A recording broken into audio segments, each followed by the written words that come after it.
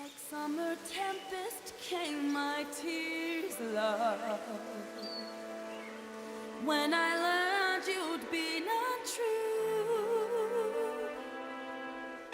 But after rain must come a rainbow. So until then, here's what I do.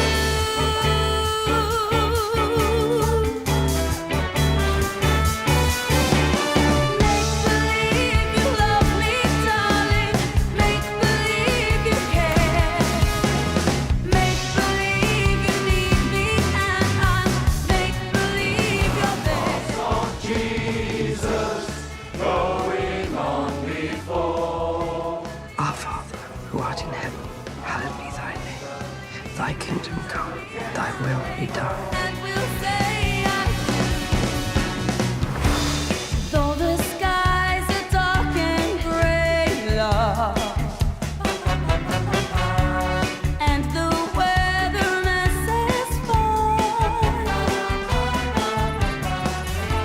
and in my heart I cast myself down upon the prie-dieu, and while aloud I open my heart to the eternal, Roland, in a still crueler manner, intensifies. Make believe you love me, darling. Make believe you care. Make believe you need me, and I'll make believe you're there. Make believe my heart's not broken. Make believe it's true.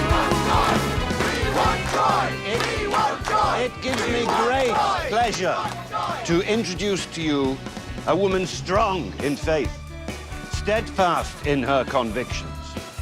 Ladies and gentlemen, friends, please welcome Mrs. Joy Pettibone. So let the raindrops hide my teardrops. Last Wednesday evening, we saw a program, and it was the dirtiest program I've ever seen. We object to the disbelief, the doubt, and the dirt that the BBC pours into millions of homes through the television screen and through the world. Make believe my heart's not broken. Make believe it's true. Make believe you love me one day, and we'll say I do. Make believe you love me, darling. Make believe you care.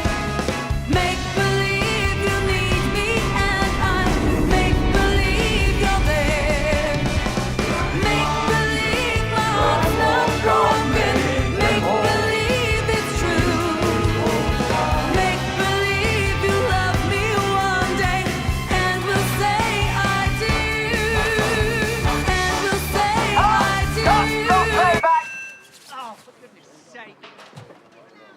He's with me. Carry on. Right, thank you. Can you clear set, please? Don't worry, you haven't gone mad. You're filming a television show.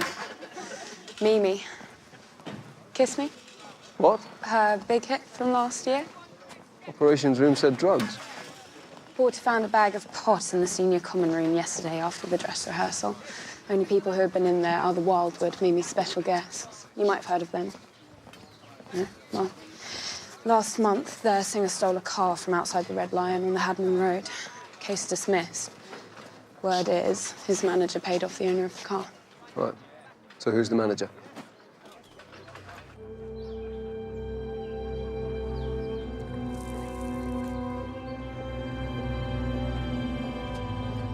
Ross Bender, pleased to meet you.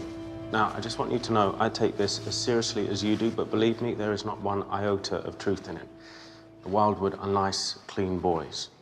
The sort any girl would be happy to bring home to meet her parents. I don't think my parents would like me to bring home a car thief. That was a complete misunderstanding. The magistrates agreed. I'm telling you, they're good, clean boys with a good, clean image. Well, nevertheless, it The makes odd no... rum and coke, that's the Wildwood drink, yes. But drugs, no. So how do you explain the marijuana? I can't. Well, fans, maybe? Press trying to make a story? Some of these other types from the show, television people. You know what they're like. If you come to Oxford, you will die. I received it yesterday, Chief Superintendent. You wouldn't believe some of my correspondence. I get dirty pictures, dog mess, all sorts. She does. People carrying on like animals. Quite, but nothing like this before. No direct threat. Well, there are always people who resent those going about our Lord's work. But nobody specific comes to mind, Mrs. Pettibone? Well, a lot of people say a lot of very unpleasant things, Inspector. If we took them all seriously. Your safety is our paramount concern, of course. Thursday. Rest assured, Mrs. Pettibone, we'll put our best man on him. Let me just introduce the boys to Ken Wilding on guitar and Nick, his brother, lead vocals. Chris on the bass and our resident madcap on the drums, Styx Noble. So what's happening then? The Major says you're the police. A bag of pot and some marijuana cigarettes were found in the common room yesterday after you left. What is this? Some sort of frame-up? Come on, Ken, don't be a drag. No, I'm dealing with this, Nick. So? If it's not a frame-up, what is it? A shakedown, is that it? Ken, he doesn't mean that. Just pay the man, Ralph. Threatening to bribe a police officer is a serious offence, Mr. Wilding. I didn't. I told him to pay you. Now, if you'll excuse us, we've got another take to shoot. No. I may not be able to connect you to this pot, but consider this an informal caution. All of you. Informal, thank you. Listen, let me send you some promotional material. You can auction them for the police, widows, and orphans. They're a token of my appreciation, just to show there's no hard feelings. The boys' latest LP, some glossies. All signed, naturally. Feel free, stick around, watch the rest of the show. I've got better things to do with my time. Such as? What am I meant to do with him? Just keep an eye, that's all. She's only in town overnight. Part of this nationwide speaking tour she's on. Church halls, town halls. She's collecting signatures, isn't she? Yeah, some petition she means to hand in to the Prime Minister at Downing Street. What do you make of it? Henley postmark, sent 4 days ago. I can look into the typeface. Well, I doubt if we'll have much luck after all the hands it's been through, but best get it fingerprinted.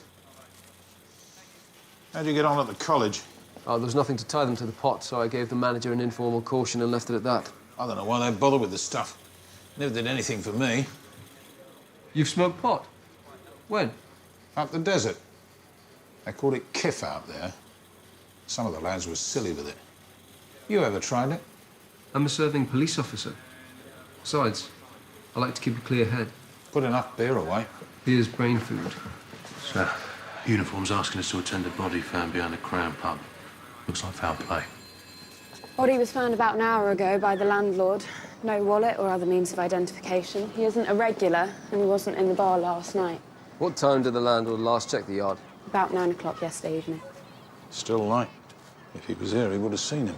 One of the neighbours said she heard a car about 3 in the morning. Apart from that, nothing out of the ordinary. Doctor. Inspector, adult male, early to mid-20s. Died sometime between 8 and midnight last night. Strangled with a ligature about the thickness of my finger. Sash cord, perhaps? He says I found him, but post-mortem lividity says he died on his front. Note the marks on the side of his torso.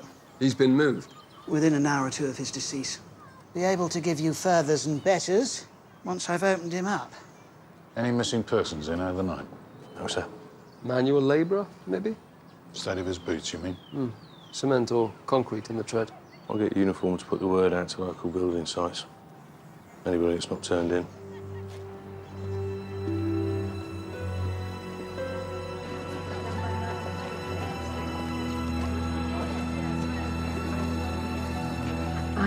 I know.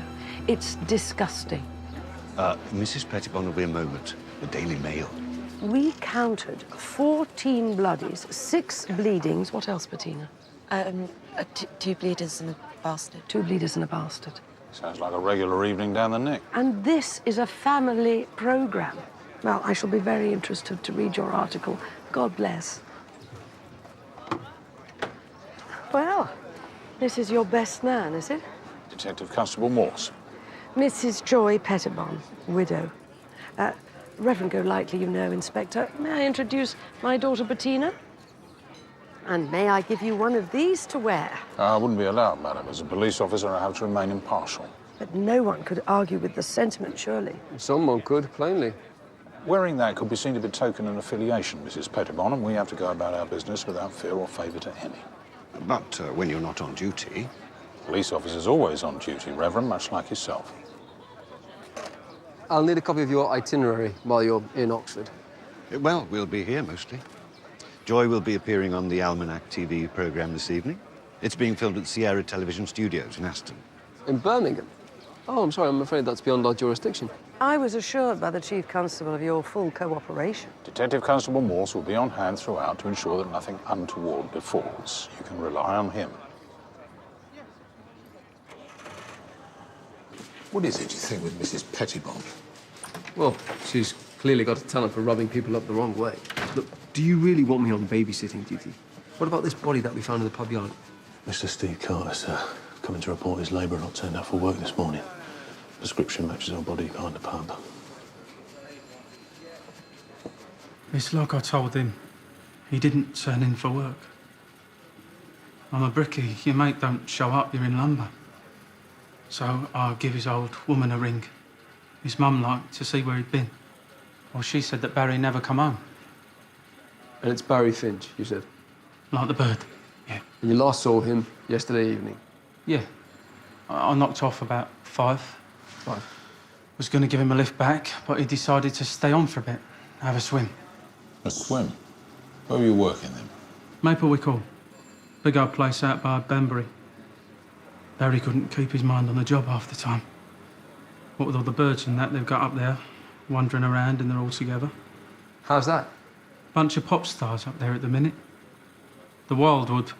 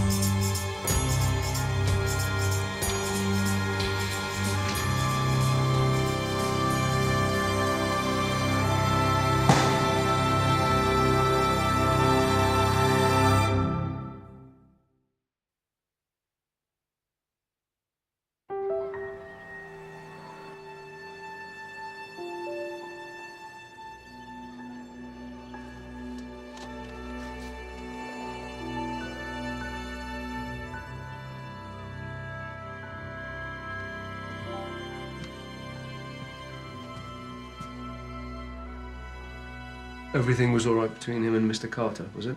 Steve? Yes, he's been very good to Barry.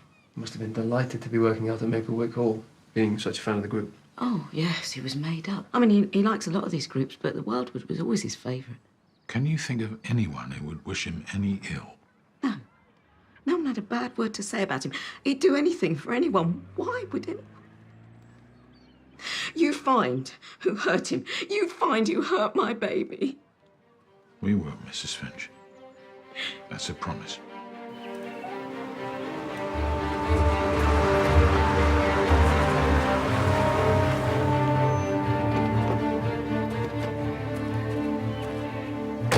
Oh, Canada's a big territory, Louis.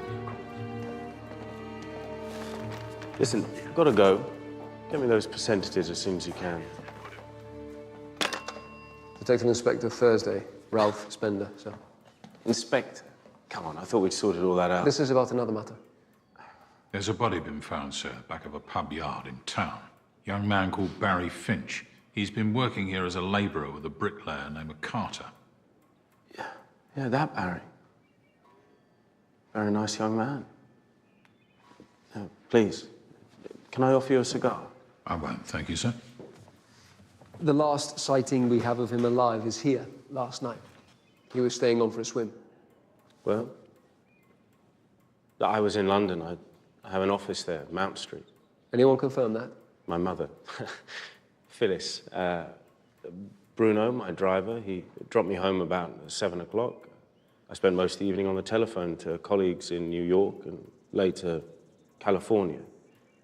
I'm planning a big tour for the boys there next month with the Kinks. On I's, you walk it down to the G. I. Right, so. You. A.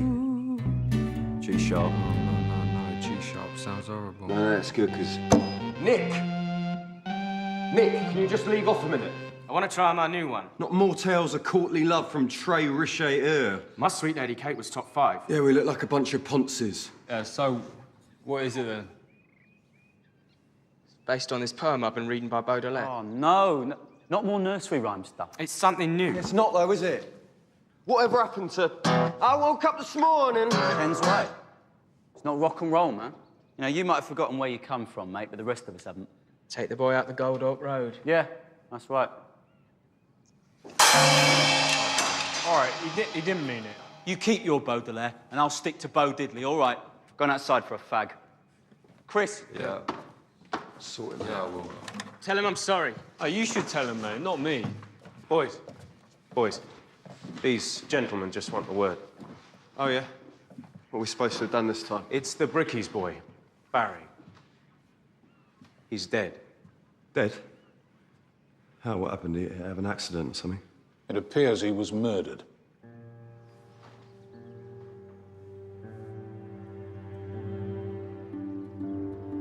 Mr. Carter said that Barry stayed on after work for a swim, is that right? Yeah. Who asked him to stay? Nobody. What time do you leave? He's here till about 8 o'clock. It was about 1:45. And you are, miss? Pippa. Leighton. The girls help out as seamstresses with the boys' stage clothes. Is that right? How old are you? 18. Next birthday. And you, miss? Emma Carr. We're not doing anything wrong. Of course you're not. It's a free country. Did anybody see which way Mr. Finch went when he left? He said he was going to hitch a lift back into town, didn't he? I thought you said you were in London. Yes. I think Ken told me. Didn't you, Ken? Yeah, that's right. That's what you usually did if you stayed on late.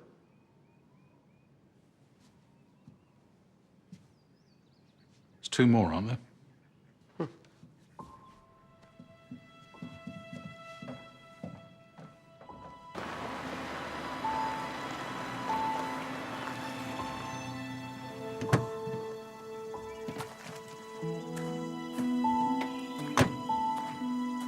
What happened to him, Barry? That's what we're here to find out, sir. I mean, was it an accident or what? It would appear not, Mr... Oh, sorry. Christopher Clark. Sticks, the drummer. Anna Britt, Chris's... Chris's wife. Only for some reason we're not allowed to tell anyone. It's just business. The fans don't want to know the boys are married. You offered Barry a job, didn't you, Ralph? Well, no. No? You seem to think you had. I said if something came up, driving, or it wasn't a firm offer. He was a bit starstruck, that's all. And was everything all right between him and his colleague, Mr. Carter? As far as we know, look, we really didn't have much to do with either of them. Dr. Bakshi, he looks after the boys. Oh, yes? In what way? These gentlemen are with the police. One of the labourers has died. I see. In answer to your question, I tend to the group's well-being, physical, mental, and spiritual. As a matter of fact, I have a 4 o'clock session with Nick to prepare him for tonight's TV performance. Unless you've any objection. Very well, sir.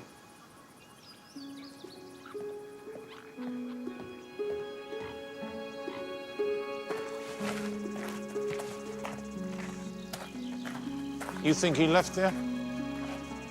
Do you? A rum lot, no mistake. And I wouldn't trust that manager as far as I could throw him.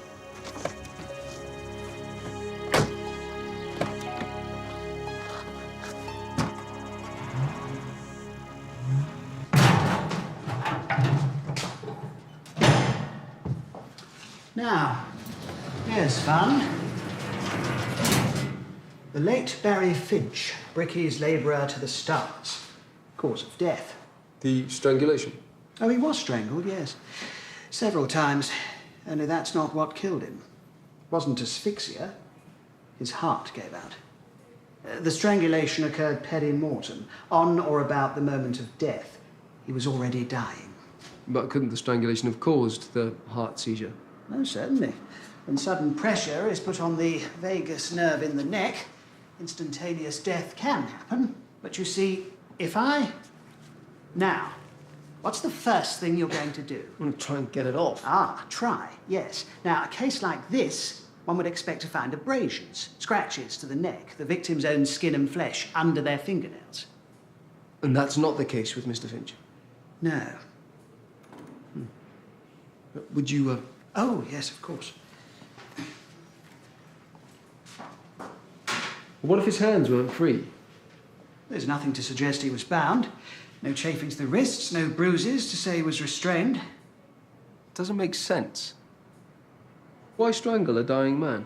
Well, that's your department, thankfully. I'm more concerned as to what would stop the heart of an otherwise fit 24-year-old. There's bits and bobs on the side there. There's nothing remarkable. So why would someone want to make it look like murder if it wasn't? Nothing really adds up, does it?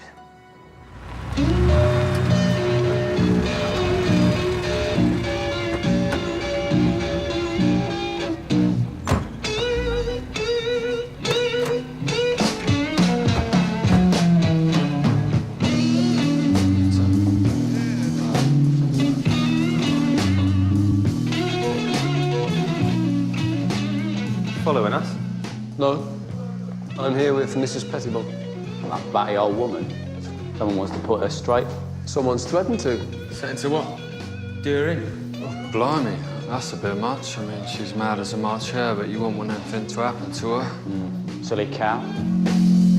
There's a red house over yonder. That's where my baby stays.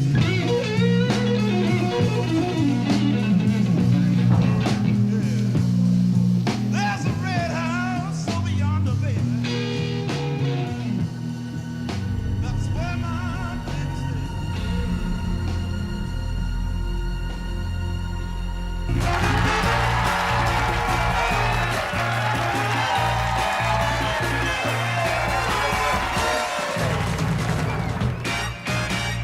Like the clobber. Everyone's wearing it. So, thank you and good evening. Welcome to Almanac, half an hour of music, chat and current affairs. And what a show we have for you tonight. Coming up later, we have an exclusive interview with Nick Wilding of The Wildwood. Steady, girls. And his group will be performing their latest sound, Jennifer Sometime. His group. Nice. His group. But before that, I'm going to be talking to the leader of the National Clean-Up Television Society, figurehead of the Keep Britain Decent campaign, and guardian of the nation's morals. Ladies and gentlemen, Mrs. Joy Pettibone.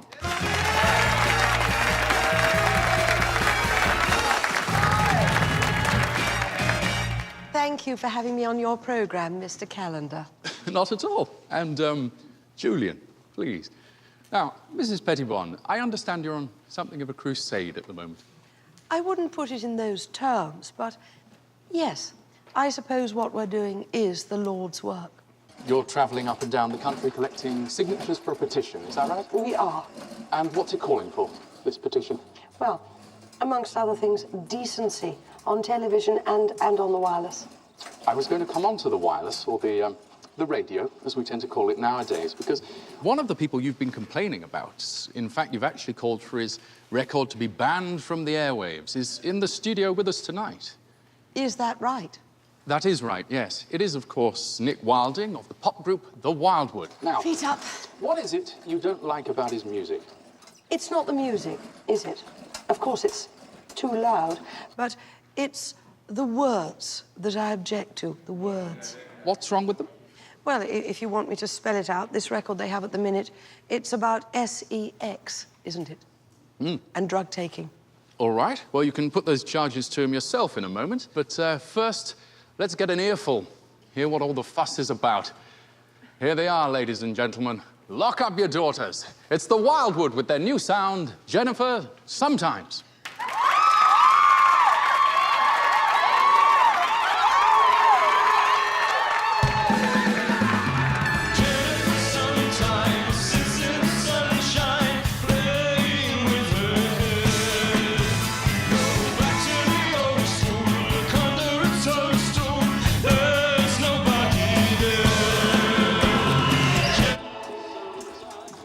Mind? Since when have you watched Almanac? It's work. What work? Mrs. Pettibone. Morse is on duty with her. There have been threats. I'm not surprised, telling people what they should and shouldn't. Decency. She just likes the sound of her own voice, if you ask me. Aren't those the ones that Joan likes? The Wildwood? I wouldn't know. You would? You fetched their first record for her from Woolworths.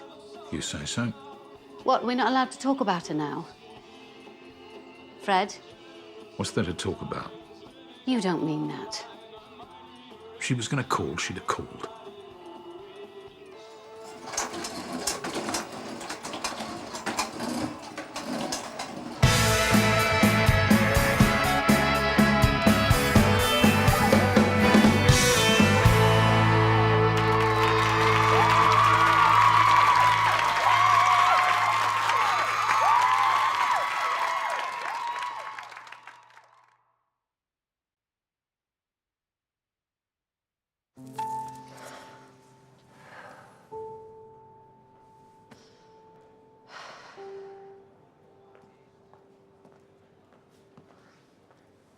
All right. Yes, I get nervous when Mummy makes an appearance. I have to step out. It's my vice. It's a filthy habit. You mustn't worry. The world's full of cranks. You probably think Mummy's a bit of a crank. I'm sure she's sincere. She is. How long's she been, About 4 years. Well, she really got into it after Daddy passed away. He was a wonderful man. Was he? Should probably go back inside. Yes. Oh, you won't tell her about the cigarettes? No. Thank you.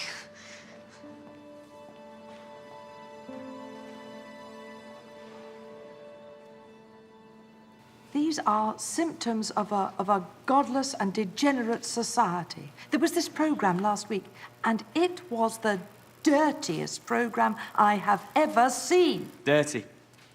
Well, it was. What do you mean? The people in it hadn't had a wash or what? You know very well what I mean. I don't. Honestly, what's dirty? What's dirty? Dirty's dirty, that's what dirty is. Yeah, but what's dirty to you might be quite acceptable to somebody else, mightn't it? Quite normal, in fact. This wasn't normal. It made me physically sick. What was wrong with it, then? It was about two of these so-called homosexuals. How do you mean so-called? Well, the good book's got quite a different name for them. Has it? Well, what's that, then? Sodomites. Everywhere I look, I'm having it rammed down my throat. Well, I don't want it in my lounge. The permissive society. Yes, that's what they call it. Well, nobody asked my permission. Rubbish! All right, sir. Absolute rubbish! It's not rubbish. Sorry, who put you in charge? When you get off telling us what we can or can't see or hear, what about freedom of artistic expression? Do not touch me. Don't touch me. I'm leaving. I'm leaving.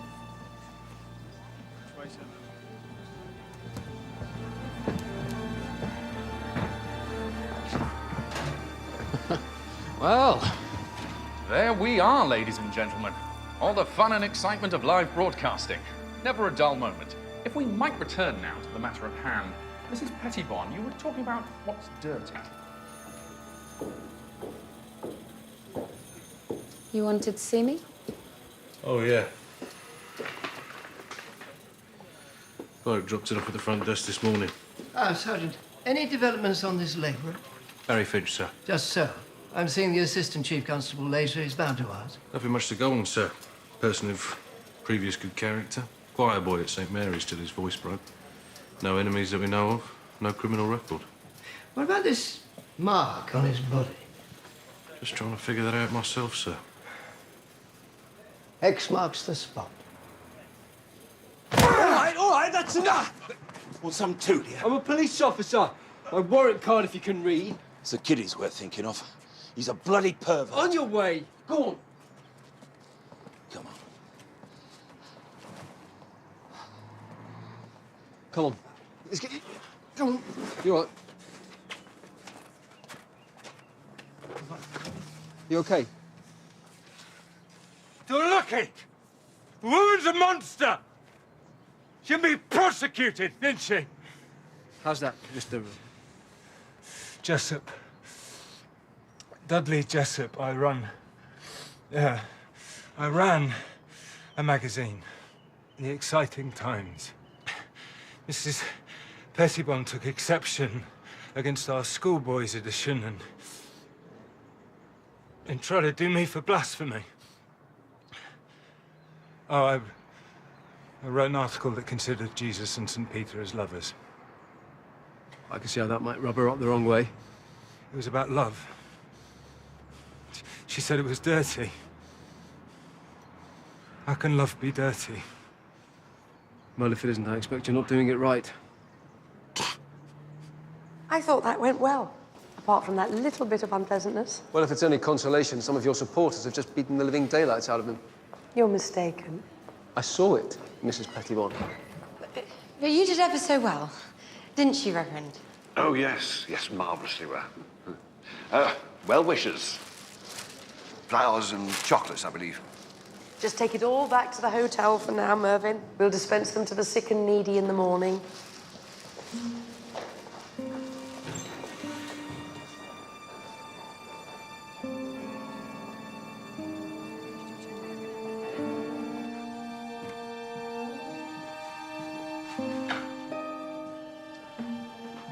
Well, you must be tired. I'll say good night. Good night, Mervyn.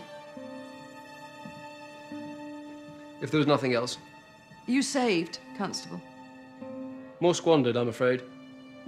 With a uniform officer outside, should help you to sleep safely without any further worries to trouble you.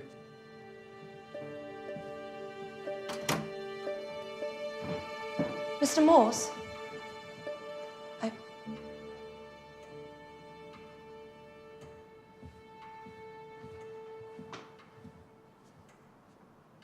I don't suppose I could ask you to open my window for me. Could I? It sticks someone. It was so hot last night. Yes. Thank you. Just a little stiff, that's all. Would you, care for a drink? Oh, it's been quite a long day. Of course. I'm sorry. No, I'm sure one drink wouldn't do any harm. Though it has gone 12 o'clock, I doubt the bar will still be open. I've got a bottle, if you don't mind vodka. And there's a glass for water by the carafe, and I can get a tooth glass from the bathroom. Won't that be a bit minty? Oh, I don't mind minty.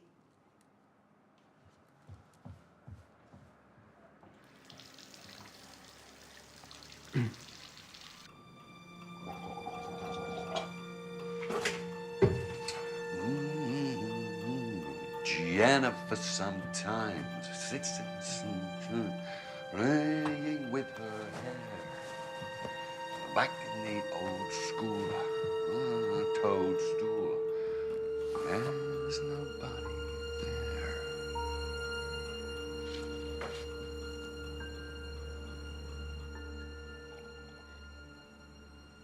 there. Thank you for looking after Mummy. Not a problem. Cases like this, I think it's better to be safe than sorry. I don't know what she'd say at me having a strange man in my room. I'd hate to be the cause of any difficulty. In fact, I should probably go. Have another. Please, I don't get to speak to many people besides Mummy and Reverend Golightly. Am I keeping you from someone? Your wife? No. No, I've fiancé. No. The only thing I have waiting for me at my flat is Wagner. Well, that's sad. There are worse things. Are there? I can't think of any. I know what it's like to be lonely. I'm not. Particularly. Really? You seem lonely.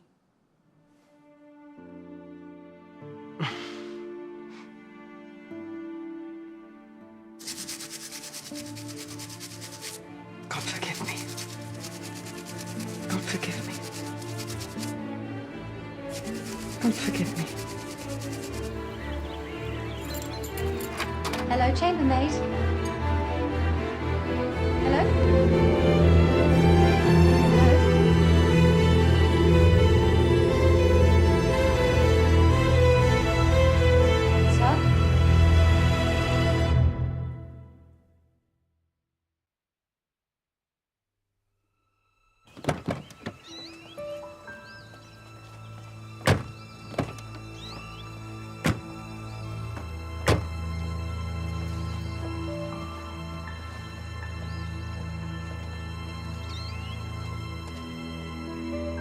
Dead about 6 hours. 2 or 3 in the night, then. Around then. Cause? Well, I shan't know till I've had a grub about. But something disagreed with him plainly. Half-digested chocolates amongst the ejector. Where'd they come from? She received boxes of them last night. Mrs. Pettibon. After the Almanac show. Chocolates, flowers, from well-wishers. Happens wherever she goes, apparently. Would someone have laced them with something, you think? Yes, perhaps. Doctor? Gentlemen? Poor Reverend Golightly. He had such a sweet tooth. Didn't seem any harm in it. He was always so helpful. I just didn't like to make a fuss. Is there any way to find out who donated the chocolates? People just leave them on the stage or send them to my dressing room. We don't keep a register. Well, you think they were meant for Mummy? That's possible, miss. There was a disturbance at the Almanac programme last night. A man called Dudley Jessup. He's a degenerate. You tried to have him prosecuted for blasphemy, is that right? Someone had to stand up for our Lord. You were meant to keep us safe. The threat was made against you. So far as I can see, you're still here.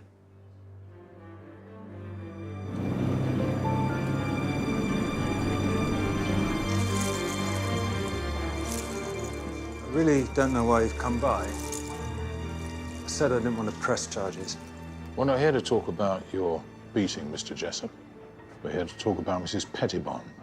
She got your magazine closed down. Exciting times, isn't that right? She also landed me with a criminal record and a prison sentence. Oh, and brought me to bankruptcy into the bargain. I imagine you don't much care for Mrs. Pettibon. I'm living on handouts and a small allowance from my parents. They give me money on the understanding I never darken their door again. I can't get a job. So yes, it'd be fair to say I pretty much hate Joy Pettibon. Enough to do something about it. I am doing something about it. With what little money I do have, I follow her around the country and do my best to denounce her for what she is. What's that?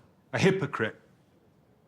She stands on her soapbox in that Harridan hat and those header hopper glasses. I mean, the woman clearly wouldn't know couture from a dog turd. And she stands there with that pantomime horse of a vicar egging her on, spouting bile and hatred. And she has the brass neck to call herself a Christian.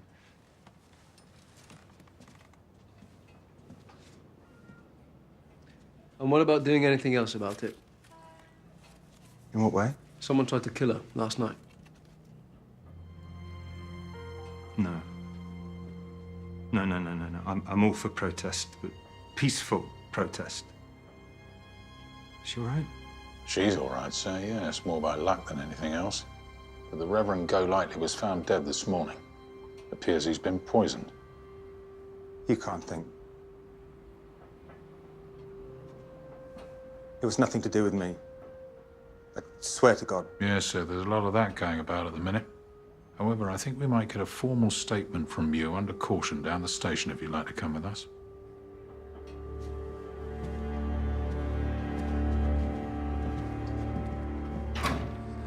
Tina, you coming? In a minute, Mummy.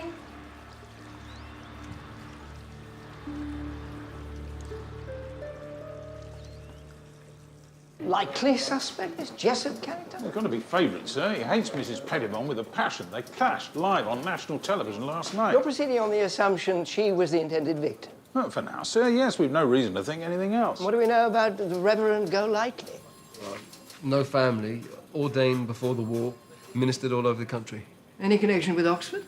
Brief spell as vicar of St Mary's 10 years ago. St Mary's? Barry Finch was a choir boy there until his voice went.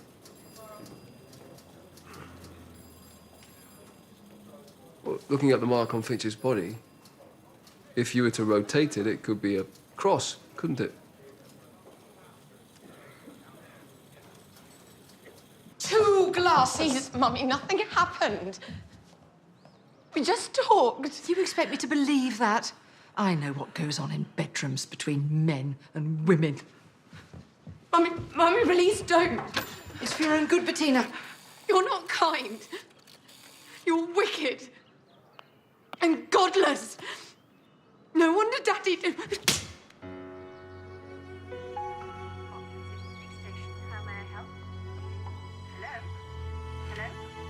Would you put me through to the Chief Constable, please? Yes, who's calling, please? It's Mrs. Pettibone, dear. Clear your mind of all things. Let go of all earthly attachments. Become a leaf on a river. You are drifting downstream towards nothingness. It may feel like death, but it is not dying.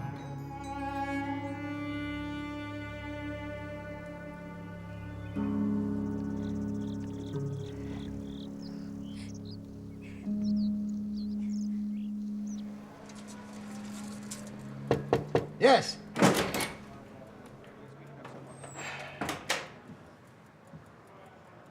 Sir?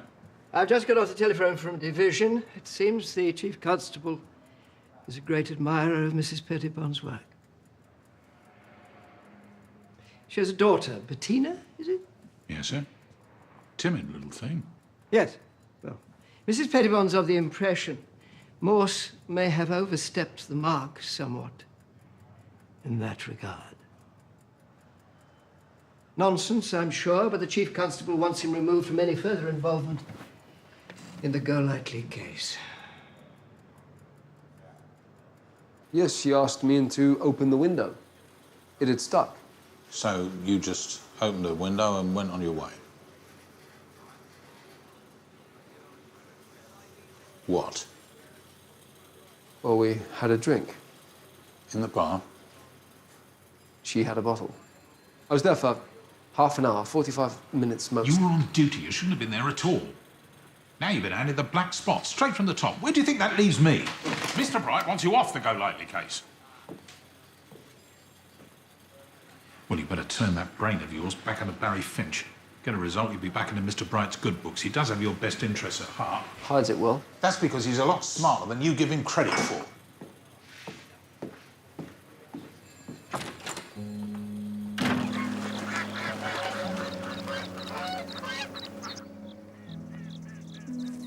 Why don't you lay off that?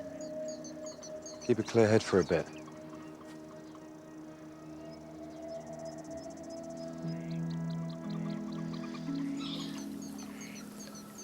Look, it's all going to be all right. Is it?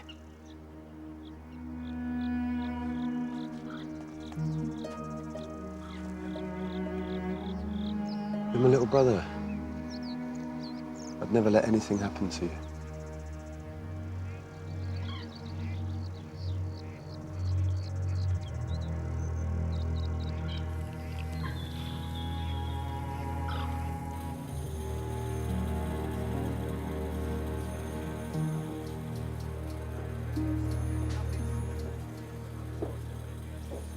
What's this? You joining the in crowd? I think I know all I need to know about the Wildwood. Listen to this. Sometimes Christopher will come up with a bass riff that really fires me up.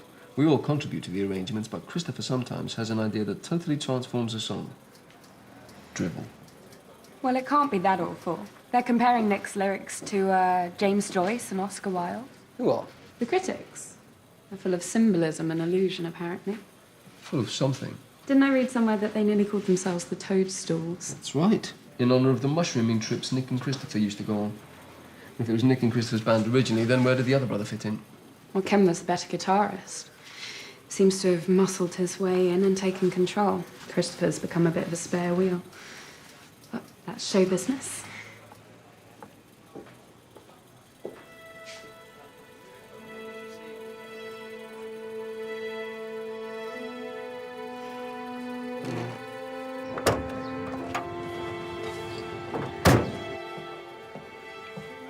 Got trouble? Not quite.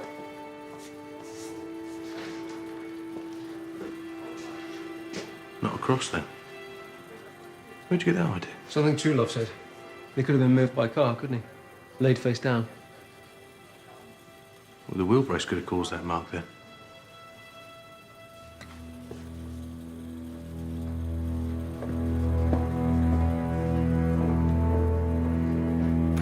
The primary cause of Reverend Golightly's death was hemorrhage leading to heart failure. Natural causes. I don't think I said that, did I? So what caused it? Laxative. Reverend Golightly's kidneys were all but shot. Magnesium in the laxative caused hypermagnesemia, respiratory distress, low blood pressure, arrhythmia. That would explain the blood, would it? Would explain the vomiting. However, he was also suffering from an undiagnosed aortic aneurysm. The rest of it put such a strain on his system that it ruptured. Hence the blood. Puked his guts up then. Literally. What a lyrical child you must have been, Sergeant. Shouldn't have been fatal, though. Not ordinarily, no. Certainly not to anyone in decent health.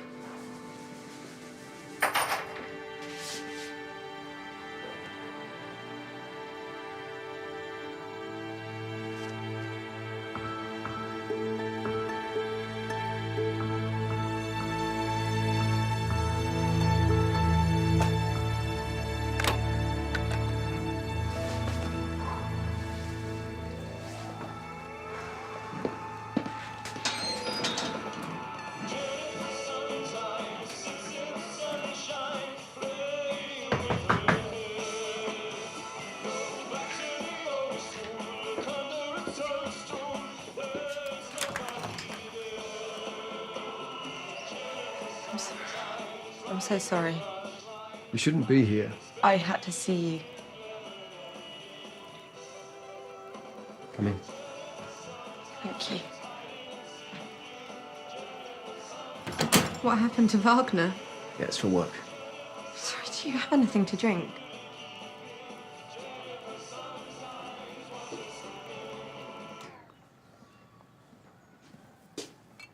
Mummy found I had 2 glasses out. She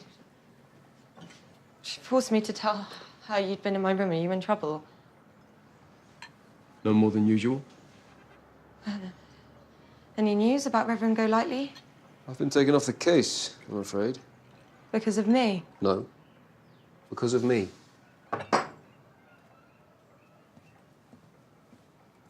Is this you? It was, once.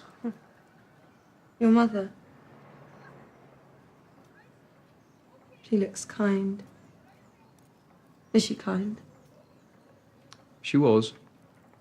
She died.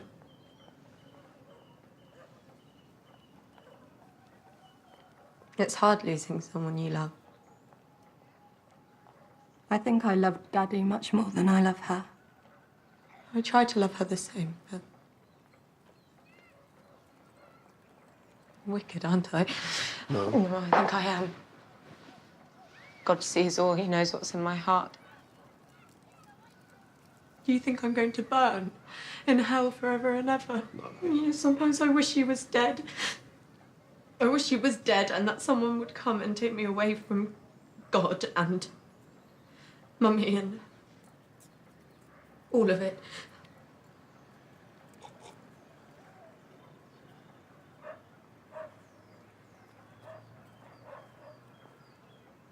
I love you. That's what I really came to say. I love you. Miss Pettibon. Bettina. Of course, there's someone else, isn't there?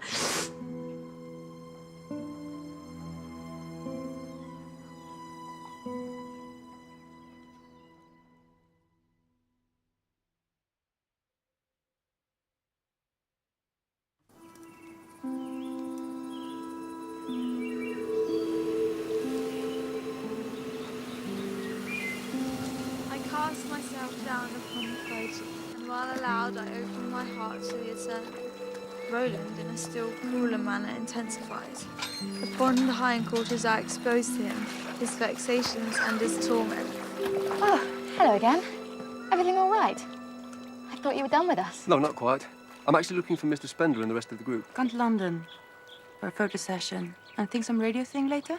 Nick's here, though. Why didn't he go with the rest of the group? Don't think he fought up to it. Well, where will I find him? It's a secret. His thinking spot. He goes there to work on songs. Well, I really would like to talk to him. If you could tell me where that is. You won't find it, Why not? because it's an enchanted place. I can show you if you like. So you said you've been with the group for a couple of months. Is that right? Band. Nick prefers band to group. Does he? How was it you came to be with them? Just did. Pippa and me went backstage after a concert they did and got talking to them and just stayed on, I suppose. Do you like it? Oh, it's a scene. Shall I tell you something? Would you like? You know Jennifer sometimes. That's about me. Nick wrote it about me and put my name in it. I thought your name was Emma. It is. Emma Jennifer Darbley Carr. But he just used the Jennifer bit. There you are. It's over there. You're not coming with? No, it's his enchanted place. We're not allowed. Bye.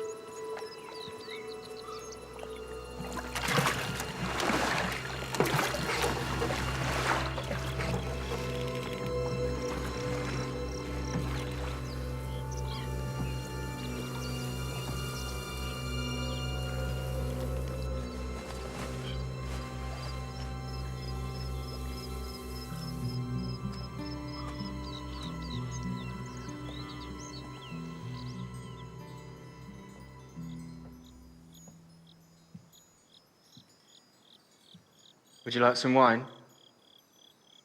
No, thank you. One should always be drunk. I think there's something in that, don't you? Possibly. So this is your enchanted place, is it? That's right. Did Barry Finch ever come here? No. What did you make of him? I don't want to talk about it. Nevertheless, it's my job to find out how he died. Can't figure you out. What's to figure? I'm just a policeman. Yeah, but you know that there's something happening, right? Here. In the world, everywhere. People our age looking for answers. But you are in a suit. I'm happy in a suit. Don't you want to expand your mind? You read Huxley? I want to see what's beyond the door. There's something else. Just got to find the right key. Drugs? Nothing heavy. Meditation, mushrooms. Me and Chris used to go looking for mushrooms after school. You ever tried them? Only as part of an English breakfast. So what do you expect to find beyond the door? The infinite. Infinite possibility. Infinite love. We're all just angels that fell from grace. Every one of us. There is no shame, no guilt. Everyone vibrating at the same frequency as the universe. If something happened with Barry Finch But nothing happened. He left. He left. And he died. They took him. Who? The gods.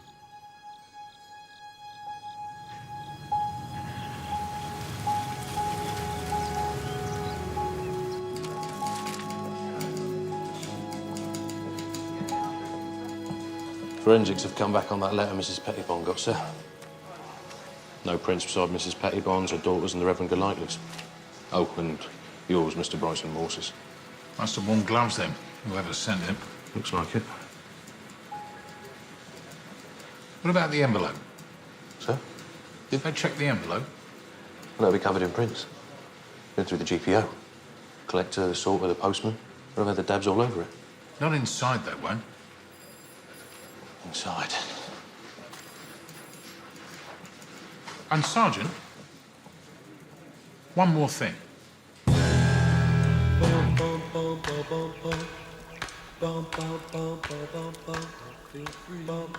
Mrs. Clark, I'll be on my way now. Actually, I did want to see you about something. Would you put something on, please? Does nakedness make you uncomfortable?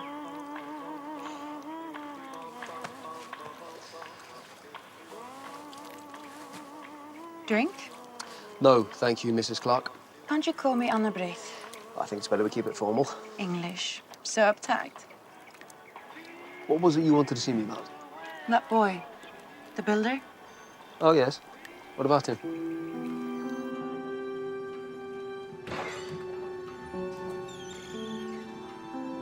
Morse? All right, matey, what's this? The station said I'd find you here. I've just come from Maplewick Hall. Oh. Ross, hello. You've a nerve. What's he doing here? Detective Constable Morse is here on other business, Mrs. Pettibone. I told the Chief Constable I don't want him involved. Perhaps you didn't hear. I'm seeing Inspector Thursday about another matter. All right, matey. And I can imagine what. Go to your room, Bettina. Mummy. Go to your room.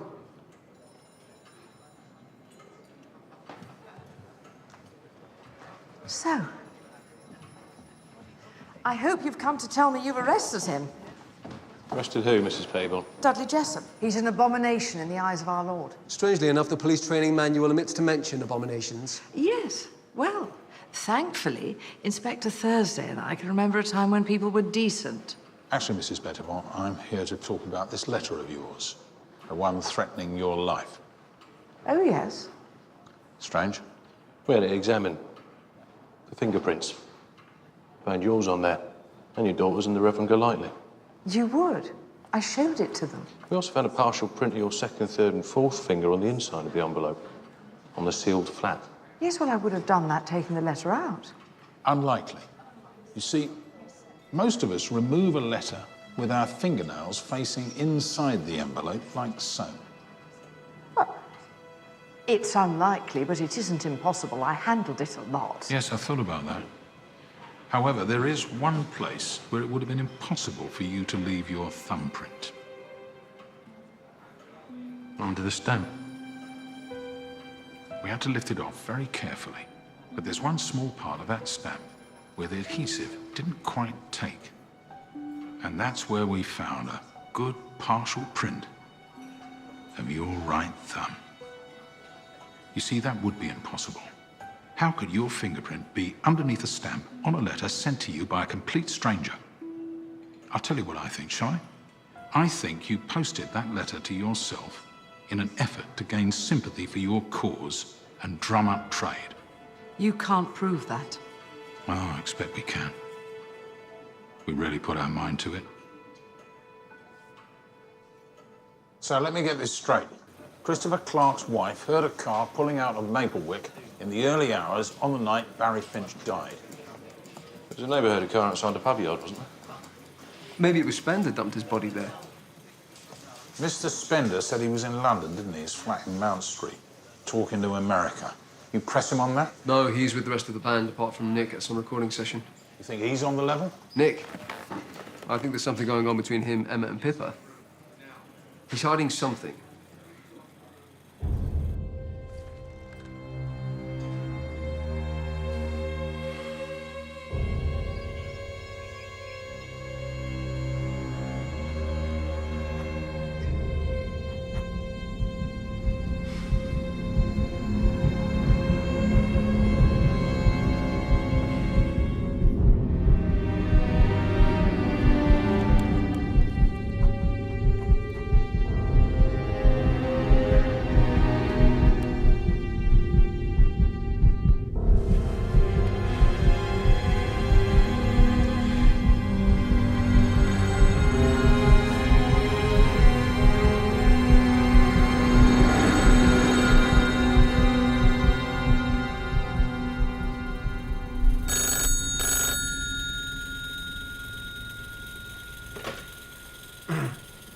What?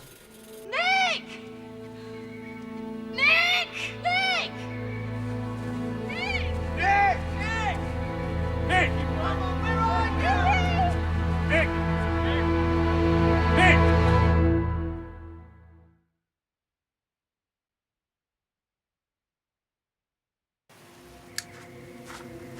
Go, lad. Sarge's orders.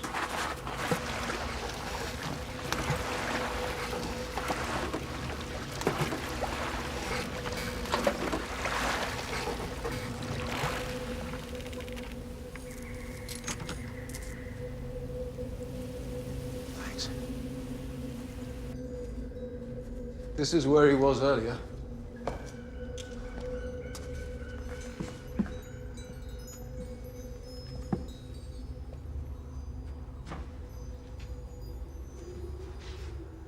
Anything? No.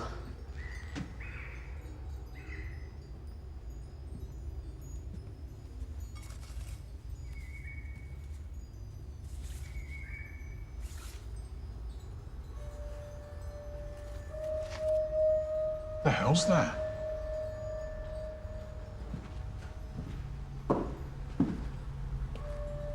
Somewhere over there.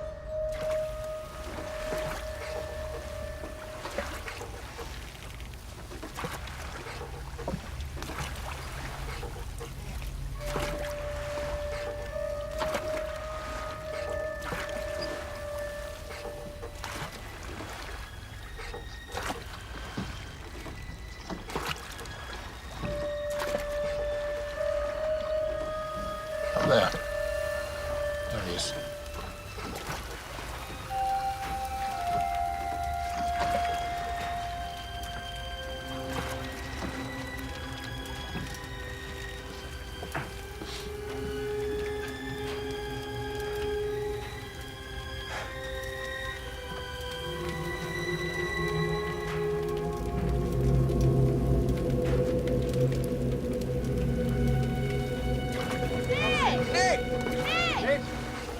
Nick! Nick! Nick! It's me! It's me! It's all right. Nick, mate. Nick, boy. It's all right. Nick, mate. What's up, man? Stand back a little. Stand back.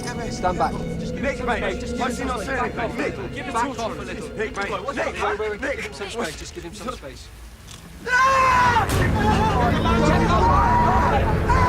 off me! What have you done to him? Right, I've got you. Nick!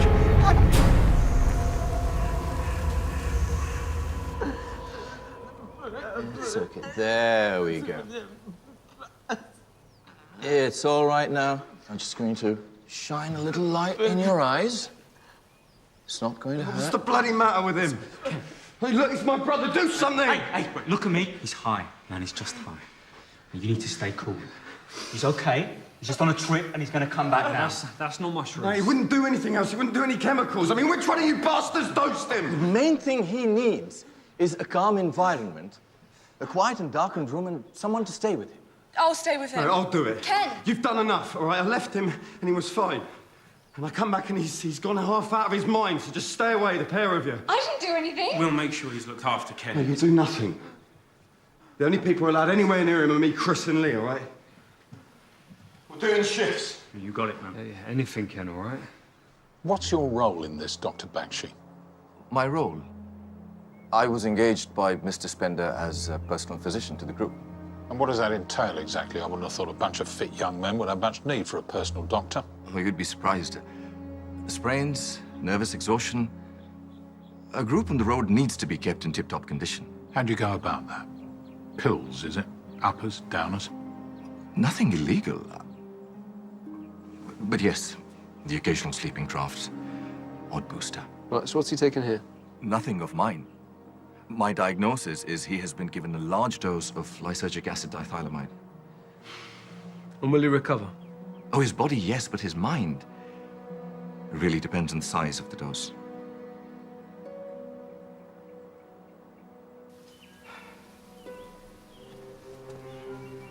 Mr. Spender, a few questions, please.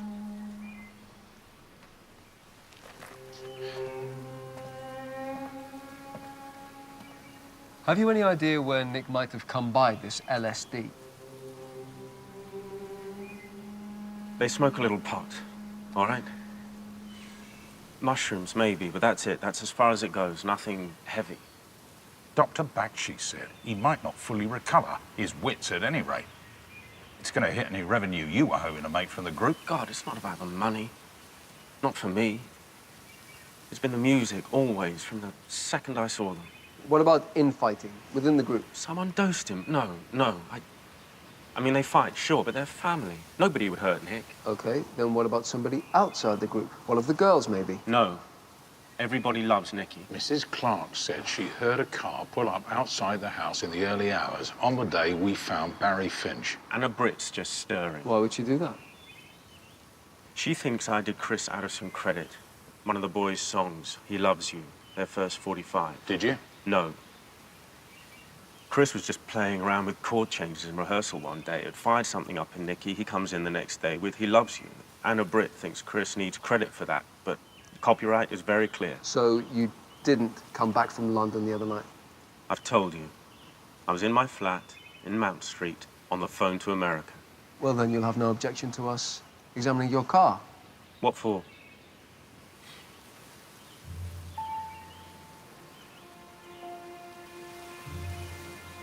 Help yourself. I've got nothing to hide. Well, I'd say that's a perfect match. Tough to make it stick on that alone. Half the cars in Oxford must carry a wheel brace. Could LSD have stopped his heart? Well, it's possible. Overstimulation of the nervous system. Rare, but it could have done. What's it do? It produces extreme visual and auditory hallucinations. Not usually toxic chemically, but behaviorally. In what way? Loss of inhibition, compromised rationality. Most deaths involving the substance are accidental. Walking into traffic, onto railway lines, stepping off high buildings. I'll talk to the lab. Easy to find something if you know what you're looking for. If it does come back positive, that makes it 3. Barry Finch, Reverend Golightly, and now Nick Wilding. All poisoned, one way or another. Drugs, leastways. Except Nick Wilding's not dead. Well, more by luck than judgment, maybe. Maybe. Or perhaps it was just an attempt to shut him up. About what? Barry Finch.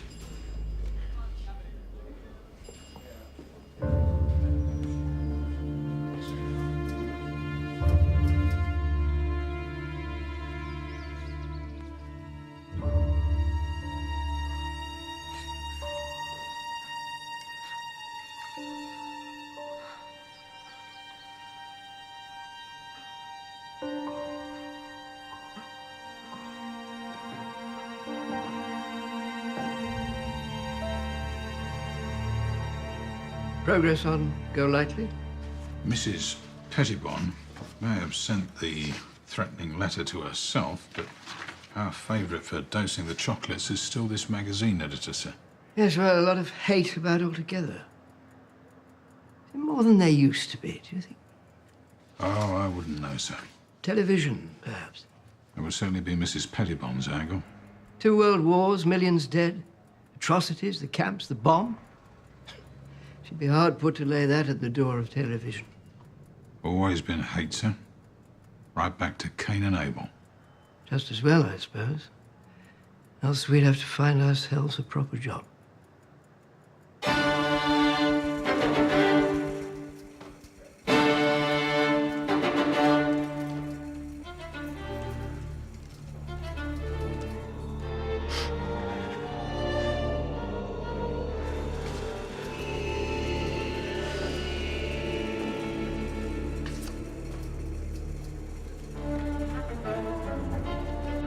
Nothing happened.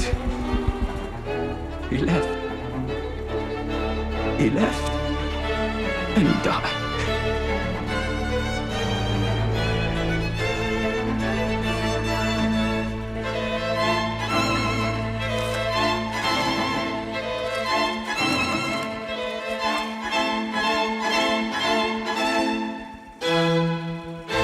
So Finch was part of some sort of orgy? All right for some. I could never get a seat in musical chairs, never mind anything else. You wouldn't like it, Sergeant, not with your back. It's Barry Finch's watch. She was spreading her favours then, this Pippa girl. Where'd you find it? In an empty Turkish delight box Nick Wilding kept in his den. Maybe he kept it for his own entertainment. Could be blackmail, couldn't it? Wouldn't do much for their image if this got into the Sunday papers. Almost expected of pop stars these days, sir. I don't know so much, sir. All right, Constable. No, go on, Constable Triller. Well, sir, the public can be pretty fickle. Something like this could bring the whole house of cards down. No. Ralph Spender's too much investment in those lads to let that happen. The bigger point is, who took the picture and why? Keep at it. There's one or two things I want to put to Mrs. Pettibon. What's that? The Go Lightly case, sir. Strange? I've had a dig into Mrs. Pettibon, sir. Nothing for her, but we've got a match on her husband. He's dead, isn't he? Suicide. Daughter got back from Sunday evening song to find him hanging by his belt from the banister.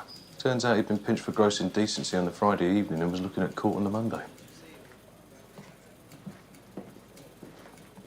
Well, I suppose you must be feeling very pleased with yourself. Not particularly, but it certainly explains your vicious hatred of men like Dudley Jessup. I loved my husband. The man I thought he was. To lose him, it was a terrible shock. But to find out that he'd been carrying on like that. He drove him to it. I heard you. It was what he deserved. Better that than bringing shame on the family. You bitch! You are the bitch! All right. Get on All me. right. I'm leaving. You can rot in hell for all I care.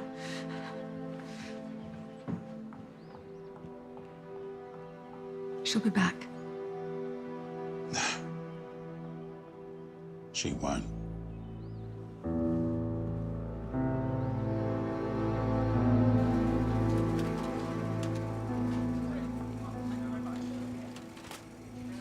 What do you think happened? I think Barry Finch died at Maplewick Hall and Ralph Spender came back and tidied up. Then moved Finch's body to the pub yard. So why haven't you arrested him? Because so far, his alibi stands up. That he was in London on the phone to the United States planning a tour with the, Kinks? The Kinks he can't have. Why not? The Kinks are banned from America. It's something to do with work permits. Really?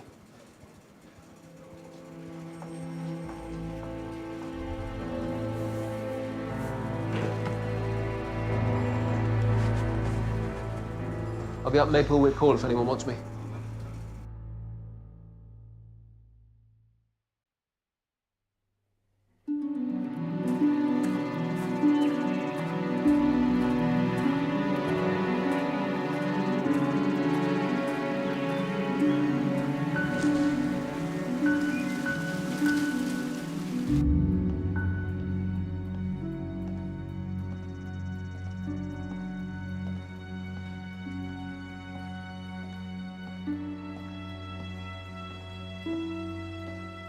Hello.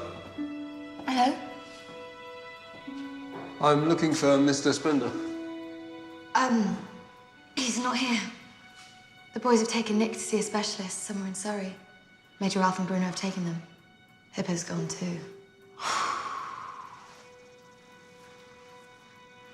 Do you want a drink? Oh, yes, please.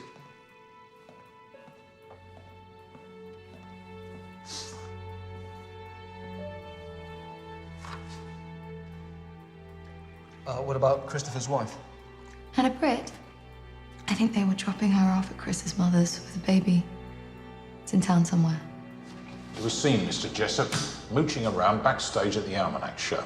You had a perfect opportunity to leave those poisoned chocolates. Who told you that? The girl, I presume. What girl? How were things between Anna Britt and Nick? How do you mean? Well, Nick and Chris were good friends, weren't they? They went to school together. I just wondered if there was any jealousy or... I couldn't say. Why? Just curious. There was a young woman in her dressing room. She said she was Mrs. Pettibon's assistant. She asked me what I was doing there. I said I was lost and went on my way. The daughter you mean? Bettina? No. No, I know what she looks like. Poor creature. This girl, can you describe her? Would you mind if I looked in Nick's room? Sure. The poisoned chocolates were meant for Mrs. Pettibon, all right. She threatened to have the group's record banned live on television. Could Ralph Spender have put her up to it?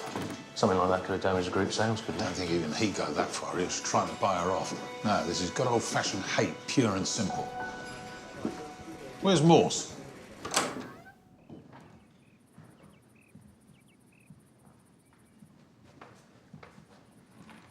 What is it you're looking for? Can I help? Pippa was sleeping with Nick, is that right? Yes. On and off. And Barry Finch. What about him? Was she sleeping with him too?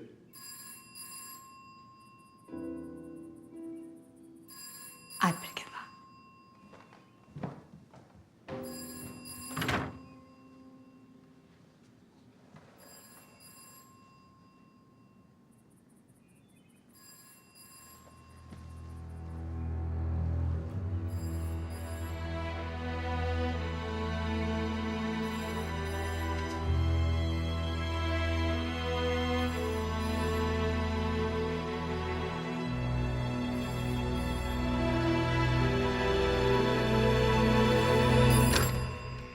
Maplewick Hall. This is Detective Inspector Thursday, Oxford City Police. Who am I speaking to? Hello. I believe you have Detective Constable Morse with you. I'd like to speak to him now, please. Hello? Hello? You're a keen photographer. It's my thing. Ralph says we might do a book. Pictures of the band. So did you take this? That's Nick, Pippa, and Barry Finch, isn't it? Did they know you'd taken it? No, I don't suppose they did. They're asleep. Nick asked me to. I don't think so. No. I think this was private. I doubt anyone knew, except those involved. And you, of course, only you weren't invited. Anyone knew what? That Nick was sleeping with Pippa and Barry. It's there in the title of their new album.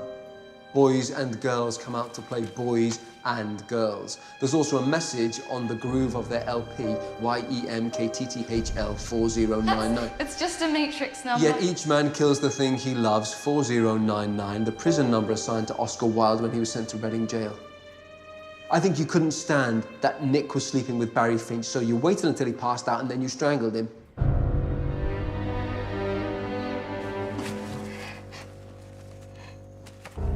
Nick must have come to, his mind still clouded by drink and drugs, found Barry dead beside him, and couldn't be sure that his sex game hadn't gone wrong. What sex game? In Justine Desard's book, one of the characters has another hang him to the point of unconsciousness. I think Nick experimented with the same idea.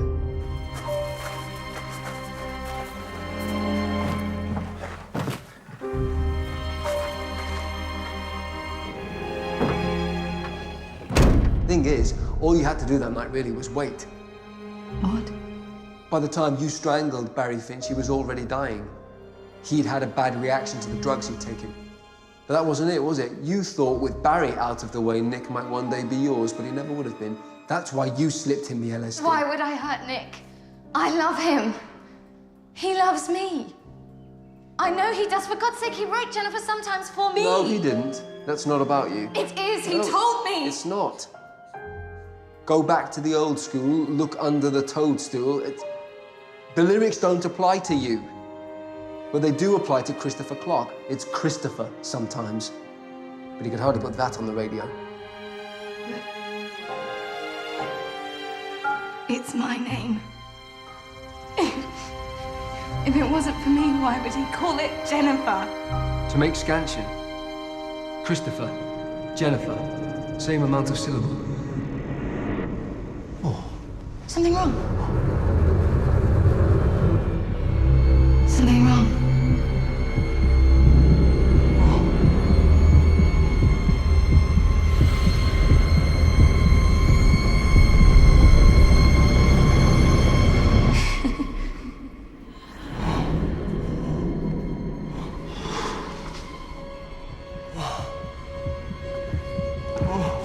It's all right. It's all right. You have nothing to be afraid of. Unless you have. What you take in with you is what you find in there. You must have seen some terrible things. It's all waiting for you.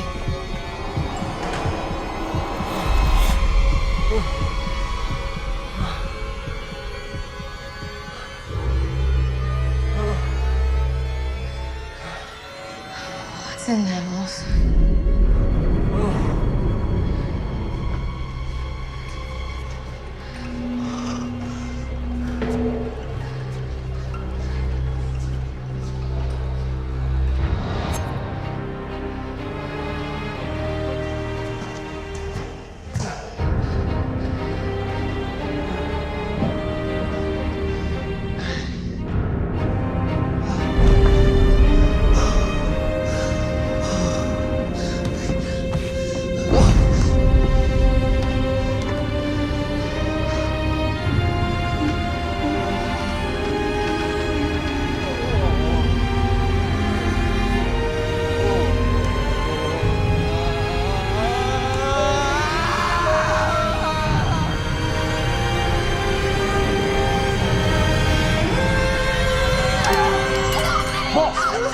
Moss!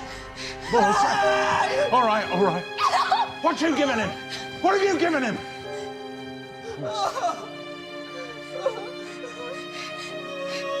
All right, Moss. All right.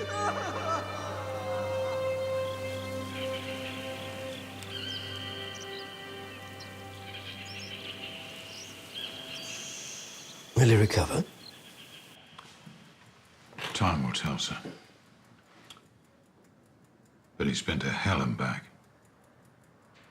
The only hope is it wasn't LSD she gave him. She used the last of that on Nick Wilding. And there doesn't look to be much hope for him. So what does she use on Moss? A concoction of henbane, mandrake, and Jimson weed. Effects are not dissimilar to LSD. And it was she who sent the chocolates to Mrs. Pettibone? Yes, sir. She wanted to get back at her for trying to get the group's record banned. Only they ended up with Reverend Golightly. Girl sounds an absolute hellion.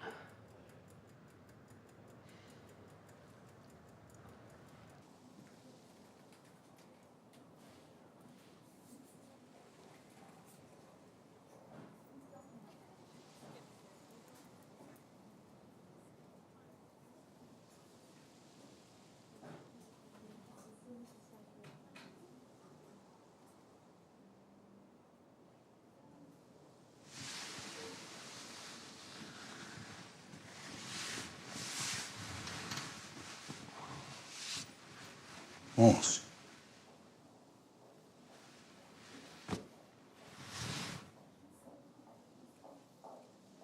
Moss.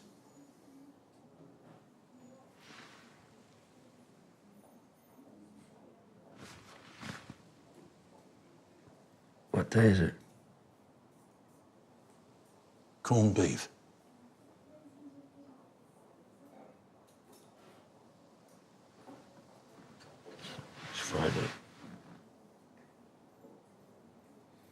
Friday. That's right.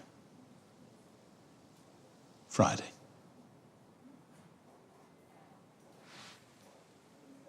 Did she confess? Emma? Oh, yeah. She planted the photos in the Turkish Delight box after she'd doped Nick to discredit him. Well, I better let you get some rest.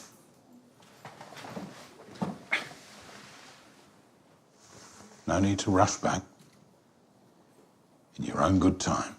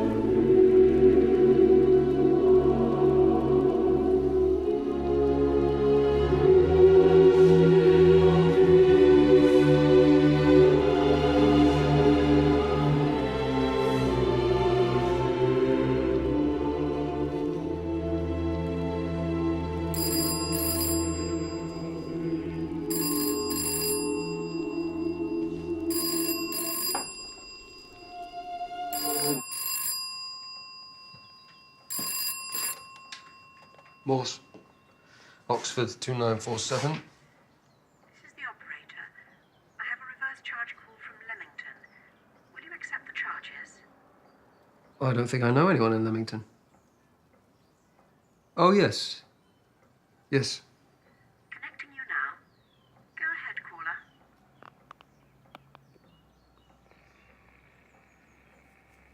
Hello?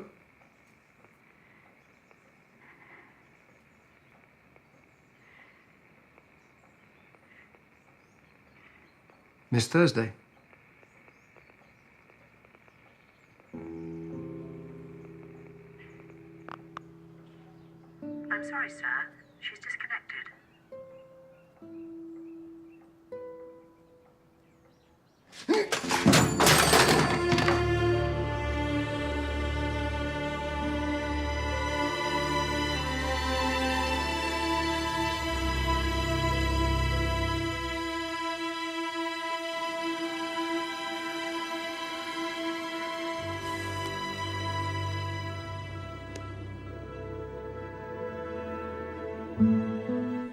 All the stories making headlines this Sunday night with the latest ITV news next. ITV Encore is the only place to see hit crime drama Broadchurch Series 1 there in just a few minutes. And here on ITV tomorrow night, as World War II rages on, it's business as usual for the staff at the Halcyon. Our brand new drama continues at 9.